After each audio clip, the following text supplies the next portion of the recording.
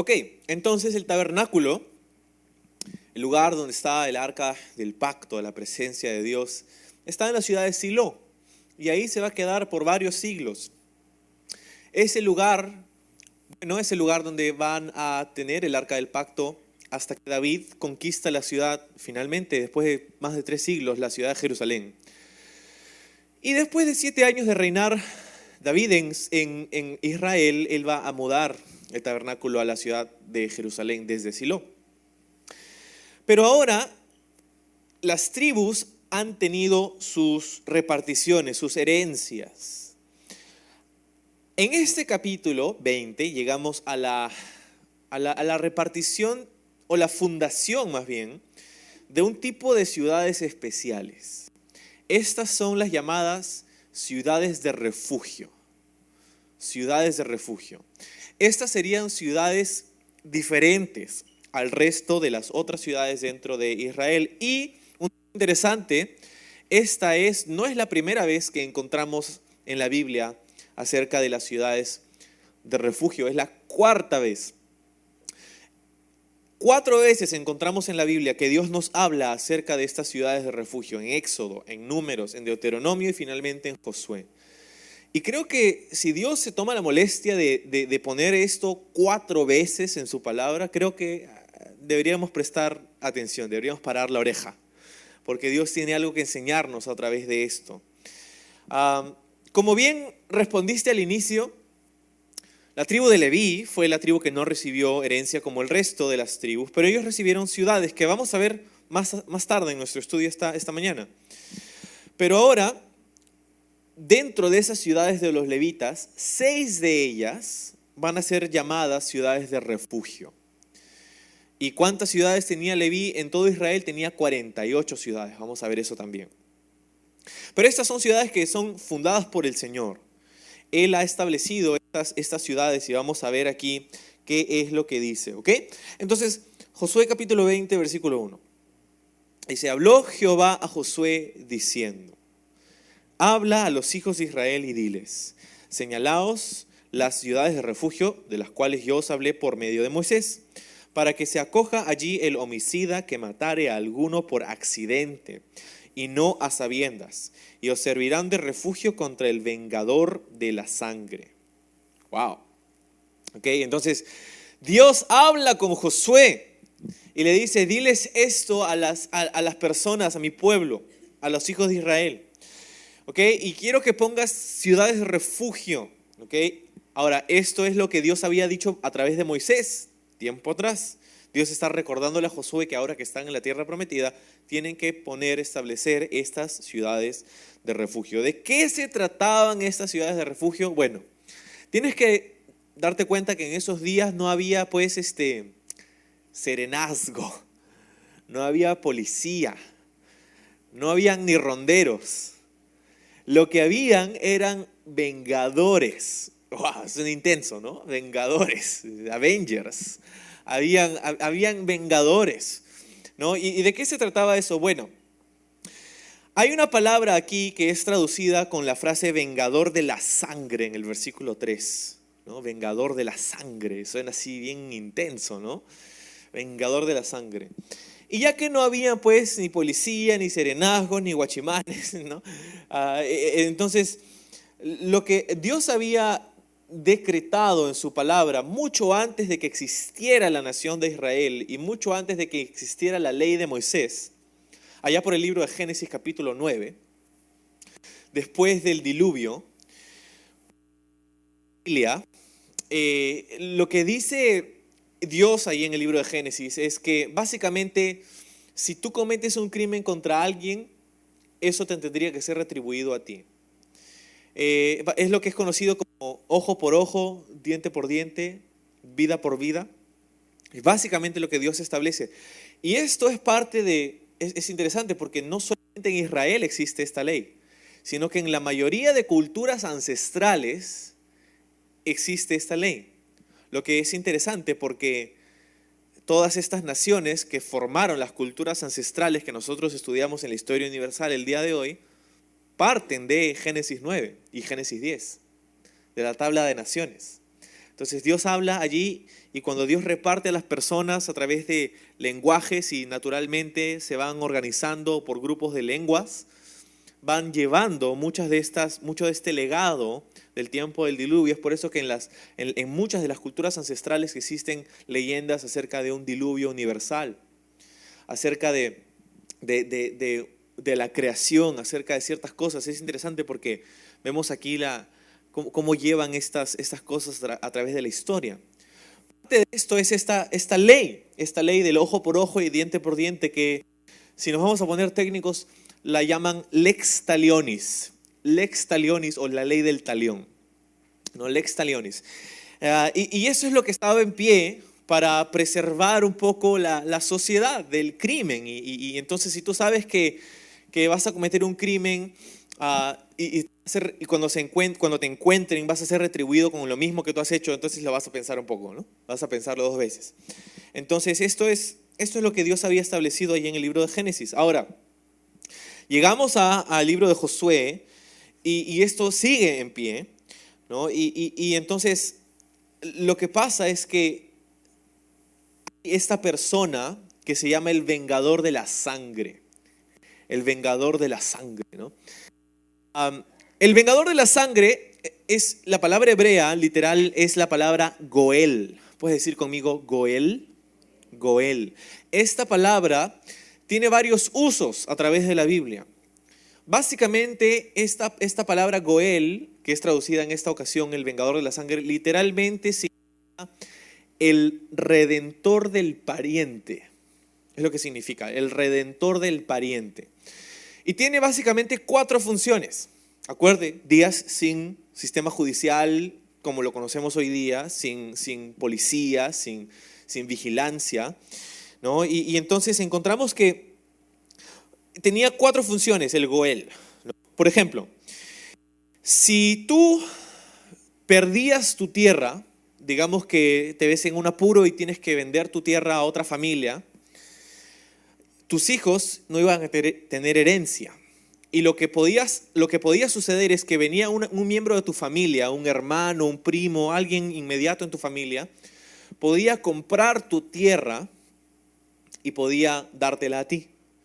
Eso haría el Goel para preservar la tierra dentro de la organización tribal que tenían. ¿Sí? Porque acuerda que todo esto es por tribus. Entonces, si tú le vendes tu tierra a otro, rápidamente todo comienza a desconfigurarse. Entonces lo que Dios había instalado era este redentor de parientes o Goel para una de esas funciones, que era pues recuperar las tierras que algún familiar había perdido. La segunda función que tenía un Goel era que, digamos que no solamente perdiste tu tierra, pero estabas en tal apuro económico que te vendiste como un esclavo. Y la esclavitud era algo muy, muy común en los días del Antiguo Testamento. Entonces, te vendías como esclavo y ahora perdías tu libertad. Pero lo que podía hacer es que podía venir el Goel de tu familia, un pariente tuyo, y podía comprarte a ti. Y podía regresar tu libertad. ¿Sí? La tercera cosa que hacía, la función de este Goel es que, por ejemplo, si perdías tu tierra, si te vendías en esclavitud, lo tercero era que si un hombre casado moría y no había tenido hijos hombres, lo que podía hacer este redentor pariente, tu hermano pues, el hermano del difunto, podía legalmente casarse con tu esposa, ahora viuda, y tener hijos con ella para que lleven tu nombre. Y tu nombre no se, esfume o elimine de la faz de la tierra. Entonces esa era una de las cosas que sucedía. Entonces tenías, por ejemplo, si perdías tu tierra, si te vendías en esclavitud, si tu familia, si tú morías como hombre y no habías tenido hijos hombres, significa que tu herencia y tu nombre y todo se iba a perder. Entonces el Goel venía y se podía casar legalmente con tu esposa y tener hijos con tu nombre. Y la cuarta función del Goel era que si alguien de tu familia era asesinado, Ok, acuérdate, no hay cárceles, ¿sí? No hay un sistema judicial. Si alguien de tu familia era asesinado, la persona más cercana, el pariente más cercano al que había sido asesinado, a él le correspondía legalmente matar al asesino. ¿Ok? Esa era una de las funciones y por eso aquí es traducido el vengador de la sangre, porque esa era la función dentro de las otras funciones que tenía. Entonces, si se muere alguien de tu familia, tú vas y haces algo así como que agarras tu teléfono, ¿no? Y le dices, lo llamas al asesino y le dices, tengo un conjunto de habilidades muy particulares, habilidades que adquirí durante una carrera muy larga, habilidades que me hacen una pesadilla para personas como tú. Si dejas ir a mi hija ahora, será el final de todo. No te buscaré, no te perseguiré. Pero si no lo haces, te buscaré y te encontraré y te mataré. No todos han visto esa película, obviamente. Liam Neeson. Básicamente tu tarea era encontrar al asesino de tu pariente y matarlo. Y eso era algo que Dios había establecido como esos parámetros, porque no había un sistema judicial, no había un sistema de cárceles. Ya la tomabas en tus propias manos, ¿sí? Entonces, eso es lo que pasaba con el vengador de la sangre. Gracias. Entonces, ya sabes lo que es un vengador de la sangre. No es un superhéroe, no es un Avenger. Bueno, algo así, ¿no? Entonces, ¿qué es lo que dice Dios? Ahora que ya tienes esta información, léelo otra vez. Versículo 3 dice, para que se acoja allí, ¿dónde es allí? En la ciudad de refugio. El homicida que matare a alguno por accidente y no a sabiendas, y os servirán de refugio contra el vengador de la sangre. Versículo 4. Y el que se acogiere a alguna de aquellas ciudades se presentará a la puerta de la ciudad y expondrá sus razones en oídos de los ancianos de aquella ciudad. Y ellos le recibirán consigo dentro de la ciudad y le darán lugar para que habite con ellos. 5. Si el vengador de la sangre le siguiere, no entregarán en su mano al homicida, por cuanto hirió a su prójimo por accidente y no tuvo con él ninguna enemistad antes. Y quedará en aquella ciudad hasta que comparezca en juicio delante de la congregación y hasta la muerte del que fuere sumo sacerdote en aquel tiempo. Entonces el homicida podrá volver a su ciudad y a su casa y a la ciudad de donde huyó. Ok, entonces ya tienes la historia un poco más desarrollada. El vengador de la sangre, su tarea era esa, vengar la sangre de la familia, del familiar que había muerto. Pero la cosa es que puede haber sucedido que no fue un homicidio premeditado, sino que fue un homicidio accidental. Sí, por ejemplo, estás en el campo y estás cortando árboles con tu hacha, ¿verdad?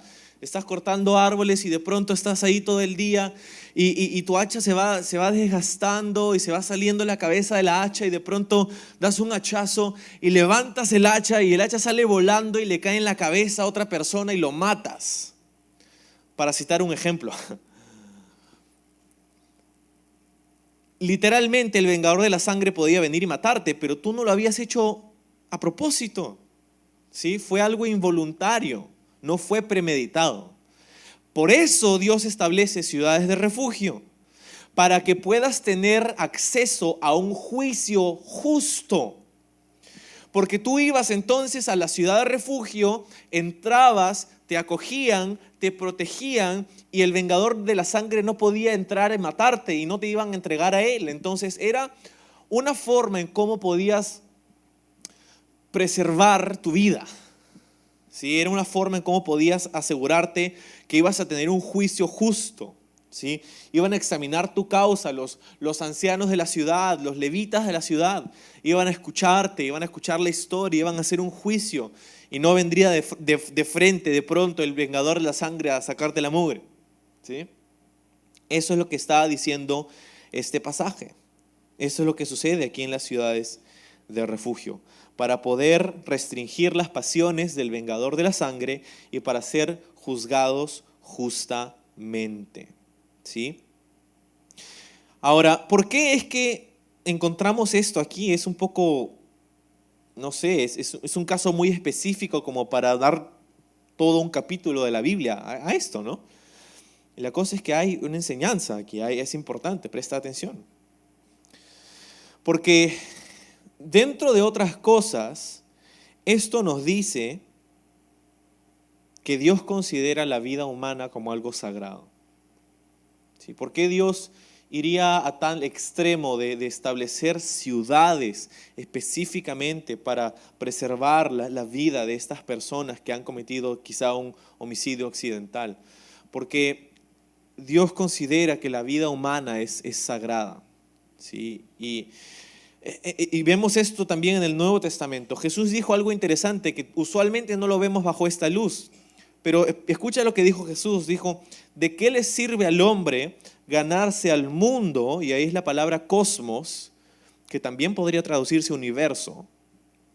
¿De qué le sirve al hombre ganarse al cosmos si pierde su alma? ¿Te das cuenta? Jesús está diciendo aquí que que el alma de una persona es más valiosa que todo lo que se encuentra en el mundo. ¿Te das cuenta? ¿Por qué? ¿Por qué es así? Porque lo que se encuentra en el mundo es temporal. Lo que se encuentra en el mundo está aquí y mañana ya no. En última instancia, Pedro nos dice en una de sus epístolas en el Nuevo Testamento que todo esto va a ser quemado y va a desaparecer en un abrir y cerrar de ojos.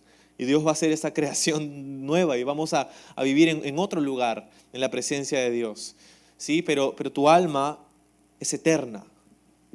Tuvo un inicio, pero no tendrá un final. Todos los seres humanos son eternos en un sentido. Temporales ahora, con un inicio definitivo, pero vamos a vivir por la eternidad. A diferencia de todo lo que se encuentra en el mundo, en el universo, en el cosmos. Por eso Jesús dice, ¿de qué le sirve al hombre ganarse el mundo si pierde su alma? Porque mientras que todos vamos a vivir para siempre, vamos a vivir para siempre en uno de dos lugares, ¿no? Entonces, dentro de otras cosas nos dice pues este capítulo que la vida humana es sagrada para Dios. Ok, y versículo 7. Bueno, antes de ir ahí, para cerrar la idea, ¿qué pasaba con la persona que llegaba a la ciudad de refugio? Lo que pasaba es que podía tener asilo político, básicamente, allí, hasta que, dice el versículo 6, muriera el sumo sacerdote de turno. Entonces, digamos que, bueno, si llegabas cuando el sumo sacerdote tenía 80, 90 años, bueno, piña tu suerte, ¿no? Pero si tenía 45, 50 años, ya como que respirabas un poco más. Pero la cosa es esta, el sumo sacerdote era uno solo, el Cohen Gadol, el sumo sacerdote, él tenía un ciclo, ¿no? Su ciclo de servicio era toda su vida, desde su unción al ministerio sacerdotal hasta su muerte. Entonces, en cualquier lapso de ese periodo, tú podías llegar a la ciudad de refugio y quedarte ahí, pero si el sumo sacerdote moría, entonces tu caso había sido absuelto. Tú podías regresar a tu casa y el vengador de sangre no podía tocarte. Si lo hacía, tú puedes decir, claro, pero ¿qué prevenía que el vengador de sangre vaya y te mate? Que lo mismo le sucedería a él. Entonces ya no podía tocarte. Y la muerte del sumo sacerdote significaba que tu caso estaba absuelto. Acuérdate de ese dato. ¿Okay? Entonces, versículo 7. Entonces señalaron en Cedes en Galilea, en el monte de Neftalí, Siquem en el monte de Efraín y Kiriat Arba, que es Hebrón, que era la ciudad de ¿quién? ¿Te acuerdas? La ciudad de Caleb, en el monte de Judá. Y al otro lado del Jordán, al oriente de Jericó, señalaron a Becer en el desierto, la llanura de la tribu de Rubén, Ramot en Galat, de la tribu de Gad, y Golán en Basán, de la tribu de Manasés. Ahí están. ¿Cuántas ciudades? 6. 6 ciudades de refugio. ¿Okay? 6 ciudades de refugio. 3 al oriente y 3 al occidente del río Jordán. ¿Sí? Y eran establecidas de tal forma que todos podían tener acceso a estas ciudades. Estaban puestas estratégicamente por Dios a través de toda la tierra, a ambos lados del río Jordán, al norte, al centro y al sur de la tierra. ¿Sí? Ahora, los nombres de estas ciudades son interesantes. Cades, que es la palabra hebrea kadosh, que significa santo o santuario. ¿Sí? Y entonces esa es la primera, se encontraba al norte. Luego Siquem, que es la palabra hebrea Shechem, que significa hombro o fuerza, fortaleza. Siquem. Luego está Kiriat Arba, que era la ciudad de Hebrón. Hemos dicho esa ciudad significa compañerismo. Compañerismo. Luego al otro lado del Jordán está Bezer o Betzer, que significa lugar de fortaleza o casa de fortaleza, lugar fortificado. Luego está Ramot en Galat. Ramot significa las alturas. Las alturas. Y finalmente Golán. Golán significa exaltación. ¿Sí? Entonces ahí están esas ciudades. Y sus nombres son interesantes, ¿no? Santuario, fuerza, compañerismo, lugar fortificado, alturas, exaltación.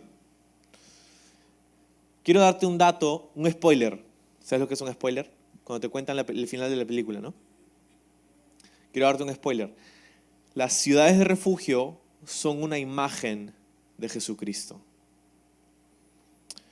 Los nombres son curiosos, ¿no? Santuario es un lugar santo. La Biblia nos dice que Dios es santo, que la presencia de Dios es santa.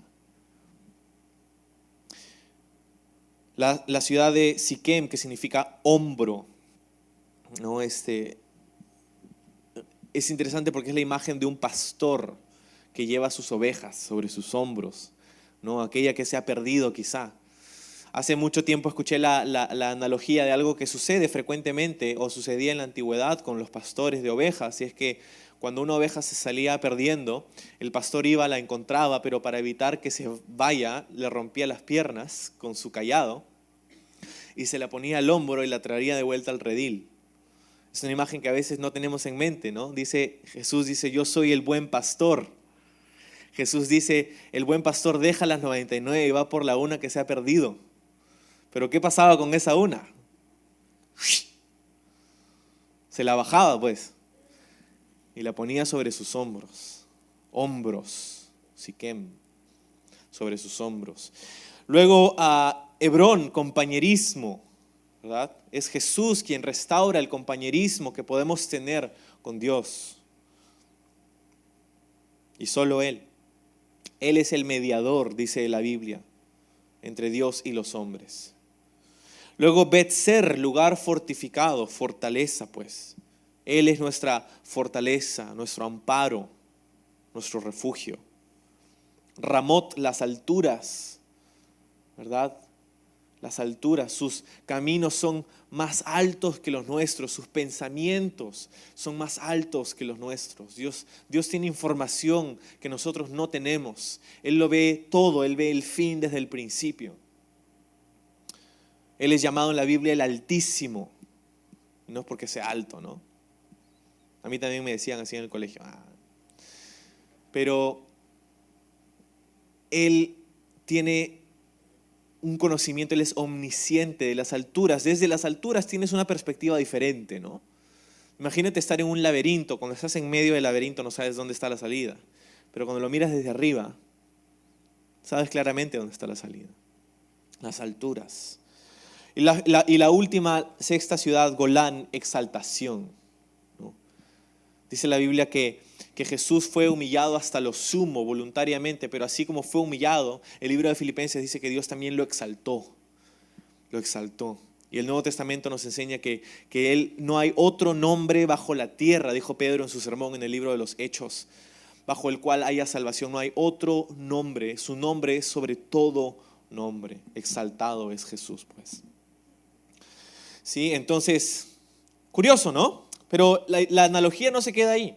Sí, vamos a ver un poco más. Versículo 9 dice: estas fueron las ciudades señaladas para todos los hijos de Israel y para el extranjero, dice, y para el extranjero que morase entre ellos, para que se acogiese a ellas de cualquiera que hiriese a alguno por accidente, a fin de que no muriese por mano del vengador de la sangre, hasta que compareciese delante de la congregación. ¿Sí? Entonces, este es el registro de las ciudades de refugio. 6 ciudades, 3 al oriente, 3 al occidente del río Jordán. Hemos visto allí esas ciudades, para eso servían. Sí, pero es curioso, ¿no? Hemos dicho que en la antigüedad había esta ley: ojo por ojo, diente por diente, vida por vida. Sí, pero Dios establece estas ciudades, ¿por qué? Porque la naturaleza humana tiene la tendencia de ir más allá de lo que es justo, ¿no? La ley decía ojo por ojo, pero si alguien te pone un ojo morado, tú le pones los dos. Decía diente por diente, pero si alguien te saca un diente, tú le sacas toda la dentadura, ¿no? Tenemos la tendencia a retribuir más de lo que es justo por nuestras pasiones y nuestras emociones. Nos solemos descontrolar. Y esta es la razón por la que Dios establece estas ciudades, para restringir las pasiones de aquellos que se supone que vengarían la sangre de sus familiares. Importante. Ahora, Jesús nos dijo algo más. Jesús como que nos arregló todo el panorama. Porque dijo, no tienes que voltear ahí, pero en Mateo capítulo 5, Jesús dijo esto: ustedes han oído que se dijo, esta es la palabra de Jesús, ojo por ojo y diente por diente. Pero yo les digo, dice Jesús, no resistan al que les haga mal. Si alguien te da una bofetada en la mejilla derecha, vuelve también la otra. No devuélvele tú, sino vuélvele también tú la otra mejilla. Si alguien te pone pleito para quitarte la camisa, déjale también la capa. Si alguien te obliga a llevar una carga 1 kilómetro, llévasela 2.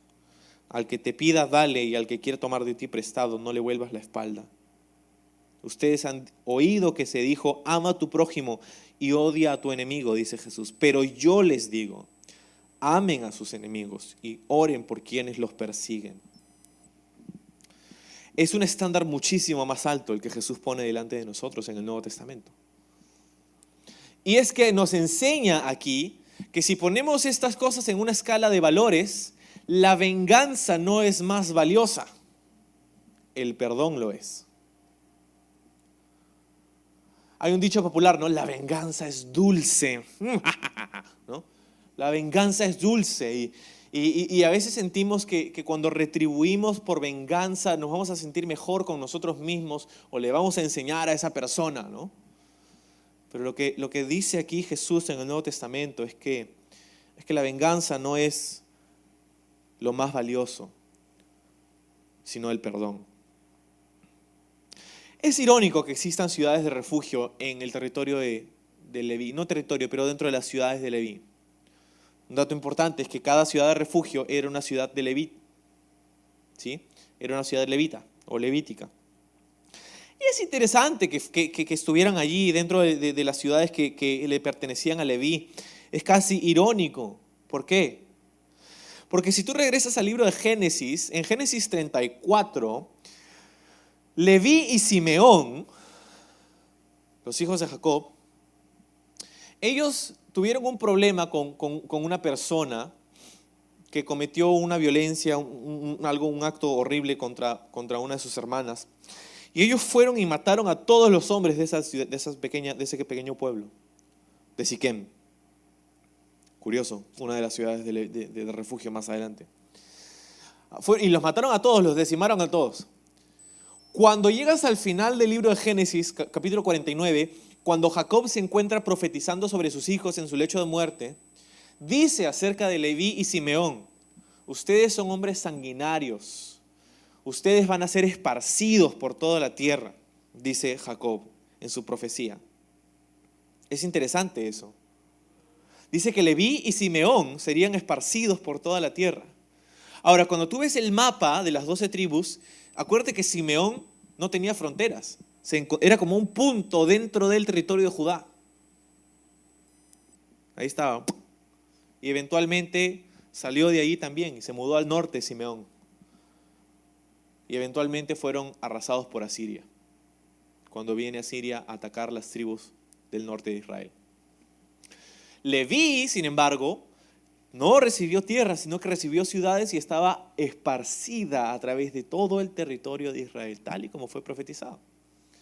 Es interesante, pero es irónico también, porque acuérdate que Leví y Simeón mataron a los hombres de Siquem. Y ahora en el libro de Josué viene Dios y dice: 6 de las ciudades de Leví van a ser ciudades de refugio, para que las personas puedan encontrar perdón. ¡Wow! ¡Qué irónico! Pero es así de parte de Dios. Pienso que los levitas se acordarían de su legado. Pienso que se acordarían lo que hicieron sus ancestros, lo que hizo el padre, su patriarca Leví y Simeón. Se acordarían de esa matanza que hicieron en Siquem, cuando esa ciudad era ahora una ciudad de refugio. Sí, y lo que pasa es que pienso que los levitas tendrían una perspectiva interesante. Ellos habían recibido gracia de parte de Dios, porque si Dios hubiera actuado enteramente en su justicia y solamente en su justicia, Leví no debería tener nada. Pero ahora tenía ciudades y había sido llamado al servicio. Dios le había dado gracia a Leví y había perdonado a Leví, a su descendencia. Ahora que ellos habían recibido esa gracia, es irónico que ellos se tenían que encargar de dársela a alguien más. Y ahí necesitas darte cuenta que esto es lo que Dios nos está diciendo esta mañana. Aquellos que han sido perdonados son aquellos que deben perdonar. Las personas perdonadas perdonan. Por eso que Jesús dice: si tú no perdonas a los que te ofenden, entonces no sé si yo te voy a perdonar a ti. Seamos una ciudad de refugio, iglesia. Que Calvary Lima sea una ciudad de refugio. Que lejos de encontrar juicio y condenación y chisme y murmuración y no puedo creer, has escuchado lo que esa persona y por aquí y por allá, y se convierte en un río de pirañas y todos nos estamos mordiendo, que seamos una ciudad de refugio. No quiere decir que vamos a hacernos de la vista gruesa o no, la vista gorda, no vamos a ver el mal o no vamos a denunciar la maldad o no vamos a actuar con justicia. No, sí lo vamos a hacer, pero una ciudad de refugio donde la persona podía tener acceso a la gracia de Dios. ¿Cuántos de nosotros queremos, tú que eres miembro de esta iglesia, que las personas que pasan por esas puertas puedan venir a ese lugar y saber que pueden tener perdón para sus pecados? ¿Verdad? Nosotros debemos ser una ciudad de refugio. Quiero decirte un par de cosas acerca de estas ciudades. Quiero darte cinco cosas que describen estas ciudades. Número 1, estas ciudades eran accesibles. Eran accesibles. ¿Por qué? Porque no solo las construyeron de manera estratégica a través de toda la tierra de Israel, sino que también el libro de Deuteronomio capítulo 19 dice que construyeron carreteras especiales para que la gente pueda llegar más rápido a las ciudades de refugio. Construyeron carreteras especiales para que puedan llegar. No solamente eso, sino que no tomaba más de un día de camino de donde sea que estés en Israel para llegar a una de las ciudades de refugio. Un día de camino nada más. La tradición judía dice que ellos no solamente hicieron carreteras, sino que pusieron carteles de señalización también, que decían ciudad de refugio a tantos kilómetros, ciudad de refugio por acá. Porque si te encontrabas en la huida, podías ver el cartel y correr, era accesible. Lo segundo es que estaban disponibles estas ciudades para poder entrar. Las ciudades de la antigüedad tenían un muro y tenían puertas que se abrían y se cerraban a horas determinadas para protegerse de bandas de merodeadores o de delincuentes. Pero las ciudades de refugio, mientras que tenían puertas, nunca se cerraban. Las ciudades de refugio siempre estaban abiertas y no importaba la hora que sea, si fuera de día o fuera de noche, tú podías entrar y ser recibido. No solamente eso, sino que estaban sobre una colina. Las ciudades de refugio serían construidas sobre una colina, un terreno más alto. ¿Para qué? Para que cuando estás huyendo desesperado puedas mirar y darte cuenta, ahí está, para que tenga visibilidad y sepas que puedes entrar. Eran accesibles, eran disponibles, pero también eran universales. Típicamente, en cualquier nación, en la antigüedad y el día de hoy, hay beneficios que se les otorgan a sus ciudadanos, ¿verdad? Cada nación tiene ciertos privilegios y beneficios que le da a sus ciudadanos. Y es una historia diferente con los extranjeros. Vivimos en un tiempo donde esto está siendo bastante controversial en nuestro país. Pero lo que dice aquí acerca de estas ciudades es que no solo era para los israelitas. Si te diste cuenta, decía para los hijos de Israel y para el extranjero que habita entre ustedes. Quiere decir que ellos también podían tener acceso a la gracia que Dios quería darles.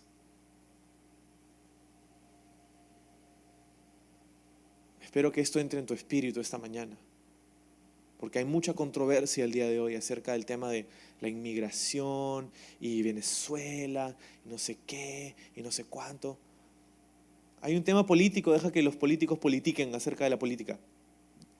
Pero en tu corazón tienes que darte cuenta que todas las personas son valiosas a los ojos de Dios.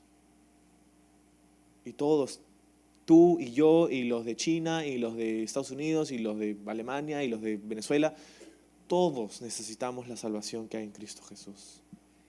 Es universal, las ciudades de refugio, cualquiera podía venir allí para encontrar gracia y un justo juicio.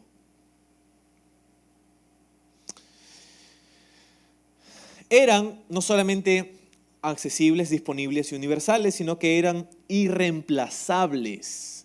Irreemplazables. ¿Por qué?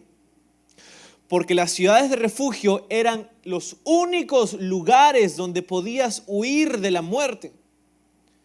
Era el único lugar donde podías acceder para protección y que la persona que te buscaba matar no te alcance. Tú podías decidir no ir a una ciudad de refugio, por supuesto, pero siempre tenías que estar mirando sobre tus hombros, porque hay una persona que busca matarte. No había otro lugar para encontrar este tipo de protección, de gracia, de justicia. Solo en las ciudades de refugio podías encontrar protección. Era irreemplazable. Y finalmente eran relacionales. Relacionales, porque lo que pasaba es que no solamente entrabas, sino que de hecho tenías que vivir allí hasta que se resuelva el asunto o hasta que muera el sumo sacerdote. Quiere decir que tú ahora formabas parte de una nueva comunidad. No solamente recibías gracia, misericordia, protección, acceso a la justicia de Dios, sino que también ahora eras parte de una nueva ciudad, de una nueva comunidad. ¿Ya te está sonando?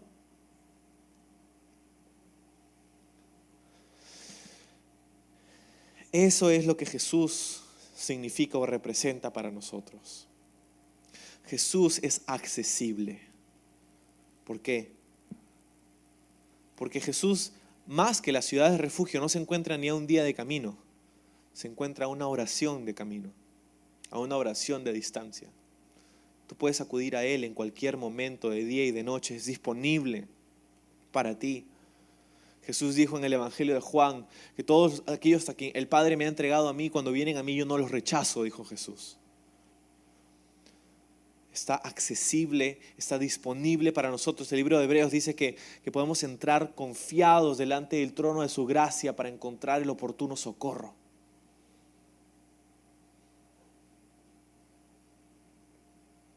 Es universal, pues. Todos los seres humanos podemos tener salvación en Cristo Jesús, independientemente de tu contexto, de tu trasfondo, de tu asociación política, de tu nacionalidad, de tu etnicidad. Todos podemos tener acceso al perdón de nuestros pecados por medio de Jesucristo. Es irreemplazable también. ¿Por qué? Porque solo en Jesús tenemos salvación. Él dijo, yo soy el camino, la verdad y la vida. Nadie llega al Padre si no es a través de mí. Es irreemplazable. Pedro, dijo en su discurso, ahí otra vez en Hechos, en el libro de los Hechos, dijo, solo en Él tenemos salvación. Dijo específicamente, no hay nombre dado a los hombres, excepto el de Jesucristo, bajo el cual podamos tener salvación. Es irreemplazable. Y es relacional, finalmente. ¿Por qué? Porque es a través de ese perdón, de esa misericordia, de esa justicia divina que Dios invierte en nosotros, que ahora somos parte de una nueva comunidad, la iglesia. Somos parte de una nueva ciudad. En última instancia, el libro de Apocalipsis dice que hay una nueva Jerusalén que desciende del cielo, donde vamos a habitar con Dios por la eternidad. Eres parte de una nueva comunidad allí. Te dije que recuerdes algo, que la muerte del sumo sacerdote, ¿qué hacía con tu caso? Lo absolvía, se acababa, ya no tenías más culpa, ya no podía tocarte más el vengador de la sangre. Bueno, nosotros tenemos un sumo sacerdote, dice el libro de Hebreos, ¿no? El libro de Hebreos dice que Jesús es nuestro sumo sacerdote y que Él también murió. Pero a diferencia del sumo sacerdote, del Cohen Gadol de Israel, del levita que asumía ese cargo, nuestro Cohen Gadol, nuestro sumo sacerdote, Jesucristo, murió, pero resucitó, no está muerto más. No solamente absuelve tu caso, sino que después de su muerte, 3 días después, resucita y ahora está contigo. Es una protección 1000 veces mejor y mayor a la que podían tener las personas que venían a las ciudades de refugio. En contra del vengador de la sangre. Tenemos un enemigo, ¿sabes? Un enemigo. La muerte. La muerte sella el destino eterno de una persona. Okay, después de la muerte ya no hay que te decides, que no te decides. Después de que mueres, por más misas, por más plegarias, por más tarjetas que le compres al cura, por más cosas que puedas hacer, no vas a cambiar de dirección. Después de la muerte, tu dirección se hace permanente, si es en la presencia de Dios o lejos de su presencia. Y la muerte nos toca a todos nosotros. Nos tocará a todos nosotros. Excepto quizá si Jesús viene antes y nos lleva en el rapto, que espero que eso es lo que suceda durante mi generación. Pero es un enemigo. Un enemigo que gracias a Jesús ha sido vencido. Pablo dice en su epístola a la primera de Corintios, dice que la muerte ha sido vencida. Dice Pablo incluso de una forma casi jactanciosa, dice, oh muerte, ¿dónde está tu aguijón? Oh sepulcro, ¿dónde está tu victoria? ¿Dónde? La muerte de Jesús aseguró nuestro perdón, pero su resurrección es el recibo. Si la muerte de Jesús fue el pago, su resurrección fue el recibo. Cuando tú compras algo, lo pagas, ¿verdad? Pero tienen que darte un recibo, un comprobante. ¿Okay? Si no, vas a tener dificultad comprobar que es tuyo. Tú sabes que es tuyo, pero vas a tener dificultad en probárselo a alguien más.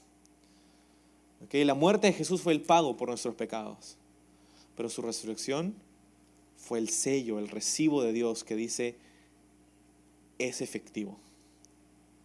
Ese perdón, esa gracia, esa misericordia, la has recibido. Yo la acepto el pago. ¿sí? Increíble. Ciudades de refugio. Capítulo 21. ¿Ok? No lo vamos a leer todo verso a verso. Vamos a saltear algunas partes y la razón es que son nombres de las ciudades de los levitas. Capítulo 21 son las ciudades levíticas, 48 ciudades repartidas entre los 3 hijos de Leví. ¿Ok? Entonces, capítulo 21 dice: los jefes de los padres de los levitas vinieron al sacerdote Eleazar, a Josué hijo de Nun, y a las cabezas de los padres de las tribus de los hijos de Israel, y les hablaron en Silo, en la tierra de Canaán, diciendo: Jehová mandó, por medio de Moisés, que nos fuesen dadas ciudades donde habitar, con sus ejidos, o sus suburbios, pues, para nuestros ganados. Entonces los hijos de Israel dieron de su propia herencia a los levitas, conforme al mandato de Jehová, estas ciudades con sus ejidos. ¿Ok? Entonces, los levitas vienen y le dicen: Dios dijo esto, y todos, ¿ok?, las tribus se juntaron y dijeron: ok, sí, Dios había dicho, vamos a darle ciertas ciudades a los levitas para que moren entre nosotros. ¿Ok? Y ahora a continuación va a nombrar 48 ciudades esparcidas por todo el país. El libro de Números dice que habían en ese tiempo 23,000 levitas en Israel. Y la tradición dice que para llegar a una ciudad levítica, a una ciudad de Leví, de cualquier parte de la tierra, no habrían más que 30 kilómetros de cualquier lugar donde te encuentres en la tierra de Canaán o en la tierra de Israel, ¿no? No más de 30 kilómetros. ¿Okay? Ahora, antes de ver los nombres, es interesante esto, porque estas ciudades de Leví fueron esparcidas a través de la tierra de Israel. ¿Okay? Y es muy interesante porque servirían una función muy importante. ¿Okay? Los levitas, en esas ciudades donde ellos habitaban, ellos eran una influencia para la nación. Los levitas enseñarían al pueblo, a las personas a su alrededor, la ley, la palabra de Dios. Ellos serían una influencia para preservar su sociedad. Casi como la sal. La sal tiene un efecto de preservante. En la antigüedad, para preservar la carne, por ejemplo, se le echaba sal. No había refrigerancia. La sal tiene ese efecto de preservación, de limpieza, que limpia bacterias y preserva lo que es salado, ¿verdad? La sal se utilizaba no solamente para preservar, para purificar, sino que también se utilizaba para sacrificar. Habían ciertas ofrendas que eran dadas con sal en el Antiguo Testamento y es muy interesante. Se utilizaban también para saborizar, ¿verdad? Entonces, me parece que Jesús dijo algo acerca de la sal, ¿no? ¿O me estoy equivocando? No, sí dijo algo. Dijo: ustedes son la sal de la tierra. ¿De qué servirá la sal si pierde su sabor? Dice, no sirve para nada sino para ser echada por el camino y pisoteada por todos.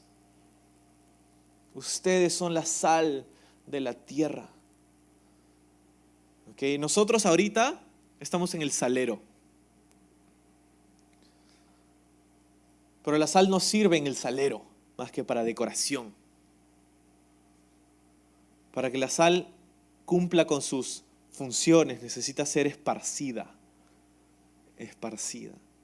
Las ciudades de Leví eran esparcidas a través de la tierra de Israel. La sal, tú eres llamado a salir, ¿ok?, a dar de ti, tú eres la sal. Tú entonces tendrás un agente de preservación a tu alrededor. Por tu testimonio otras personas podrán desear, anhelar tener una relación personal con Jesús. La preservación. En la Biblia se nos dice, cuando Pablo escribe a los tesalonicenses, dice: va a llegar un momento donde la ira de Dios va a ser derramada sobre la tierra. y va a haber una persona que se va a manifestar, el anticristo, ¿verdad? Pero ahora hay algo que lo detiene, dice, pero ese algo será removido y cuando sea removido entonces básicamente todo el infierno se verá en la tierra, ¿sí? Algo similar a eso. No nos dice específicamente, ¿ok? Pero pienso yo, tengo la convicción de que aquello que retiene la completa, el completo esparcir de la maldad en nuestra sociedad es la iglesia. ¿Ok? Es una de las tareas de la sal, preservar la sociedad. Preservar. No solamente eso, ¿no? Dijimos también que era usada no solamente para preservar, pero para purificar. Dios nos purifica a nosotros y purifica nuestras vidas a través de su Espíritu Santo. Tú no solamente tienes un agente preservante, pero purificante en tu vida, a tu alrededor. Es lo que Dios te llama a hacer. La sal se usaba para el sacrificio también. La Biblia dice que nosotros debemos ser sacrificios vivos para Jesús en el libro de Romanos. Sacrificios vivos. Y se usaba para condimentar, para saborizar.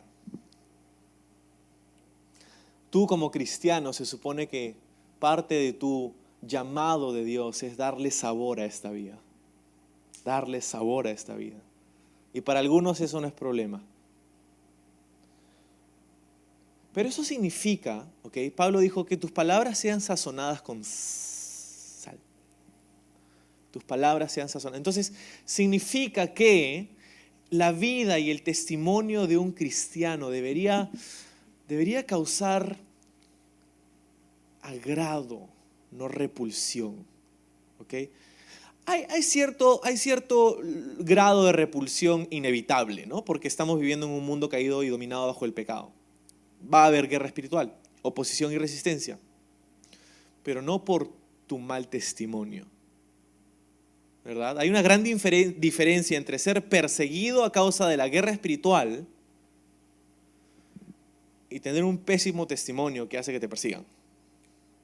Gran diferencia. ¿Ok? No creo que, ¿has visto las noticias la semana pasada, no? No voy a citar nombres ni nada, pero hay un grupo de personas que se llaman cristianos, han salido en las noticias en una batalla campal, ¿ok? Suficiente con eso, ¿sí? ¿Ok? Pésimo. Pésimo. ¿Ok? Y no quiero juzgar, ni condenar, ni nada, pero si vamos a ser conocidos como cristianos, y si vamos a salir en las noticias, que no salgamos por salirnos a mechar con una banda de pandilleros o grupo de barristas, ¿sí? Si salimos en las noticias, salgamos porque estamos amando a nuestra comunidad, porque estamos sirviendo a nuestra comunidad, porque estamos esparciendo el amor de Jesús, porque estamos siendo ese agente de saborización, de sacrificio, de servicio. ¿Sí? Somos la sal de la tierra. Las ciudades de los levitas. Ok, entonces, esas eran las ciudades. Versículo 4. La suerte cayó sobre las familias de los coatitas, los hijos de Aarón, el sacerdote, eran de los levitas. Obtuvieron por suerte la tribu de Judá, la tribu de Simeón, la tribu de Benjamín, 13 ciudades. ¿Ok? Entonces no lo vamos a leer todo, pero aquí estamos hablando de 3 divisiones. ¿Ok? De la familia de Coat, hijo de Aarón, ¿no? De los hijos de Aarón, ¿no? De Coat, de Gersón y de Merari. ¿Ok? Coat va a recibir 23 ciudades, Gersón va a recibir 13 y Merari va a recibir 12, 48 ciudades en total. ¿Ok? Entonces, a los sumos sacerdotes se les daría del versículo 9 al 19 esas ciudades que están nombradas ahí. Del versículo 20 al 26 son las ciudades de Coat. Del 27 al 33 son las ciudades de Gersón. Y del 34 al 40 son las ciudades de Merari. ¿Ok? Y el versículo 41 hacia el final nos da un resumen. Y todas las ciudades de los levitas en medio de la posesión de los hijos de Israel fueron 48 ciudades con sus ejidos. Y estas ciudades estaban apartadas una de la otra, cada cual con sus ejidos. Ejidos es como suburbios, ¿no? Como tierras aledañas. Alrededor de ella así fue todas estas ciudades. De esta manera dio Jehová a Israel toda la tierra que había jurado dar a sus padres, y la poseyeron y habitaron en ella. Y Jehová les dio reposo alrededor conforme a todo lo que había jurado a sus padres, y ninguno de todos sus enemigos pudo hacerles frente, porque Jehová entregó en sus manos a todos sus enemigos. No faltó palabra de todas las buenas promesas que Jehová había hecho a la casa de Israel. Todo se cumplió. Todo se cumplió. El enfoque de estos últimos versículos no es lo grande que fueron los hijos de Israel, sino lo fiel que fue el Señor con sus hijos. ¿Okay? 3 cosas que dice aquí que Dios hizo con su pueblo. Les dio victoria, les dio descanso y cumplió sus promesas. Y eso es exactamente como Dios tratará con nosotros. Nos da victoria, la cruz de Jesús, su resurrección. Nos da descanso. Él es nuestro Shabbat, Él es nuestro descanso. Jesús es donde podemos cesar de obrar para alcanzar el favor de Dios. Y Él cumplirá sus promesas a nosotros también. Nos da victoria sobre la muerte, nos da descanso de la lucha con el pecado, y nos da su promesa de vida eterna. ¿Cuántos estamos agradecidos por nuestro sumo sacerdote, por nuestra ciudad de refugio?